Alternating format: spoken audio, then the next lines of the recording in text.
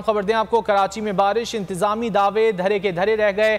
नागन चौरंगी नाले पर एक बार फिर ओवरफ्लो हो गया है। सड़कों पर पानी जमा है, ट्रैफिक की रवानी शदीद मुतासिर हो रही है। कराची में बारिश के बाद इंतजामी दावे धरे के धरे रह गए हैं। नागन चौरंगी नाला एक बार फिर ओवरफ्लो हो गया है। मनाजिर आप बोल न्यूज़ की स्क्रीन पर देख सकते हैं। नागन चौरंगी का ये नाला है जो कि एक बार फिर ओवरफ्लो हो गया है। सड़कों पर पानी जमा हो गया है और शहरियों को मुश्किलात का सामना करना पड़ रहा है और ट्रैफिक की रवानी भी मुतासिर होती दिखाई दे रही है। नागन चौरंगी पर नाला है जो कि एक बार फिर ओवरफ्लो हो गया है। गुज़िश्ता बारिशों में भी हमने देखा कि ये नाला ओवरफ्लो हुआ था। एक बार फिर कराची में आज बारिश हुई है जिसके नतीजे में नागन चौरंगी नाला एक बार फिर ओवरफ्लो हो गया है और ट्रैफिक की रवानी भी मुतासिर हो रही है। शहरियों को मुश्किलात का सामना करना पड़ रहा है। कराची के मुख्तलिफ इलाकों में आज बारिश हुई है जिसके बाद सूरत हाल अबतर है।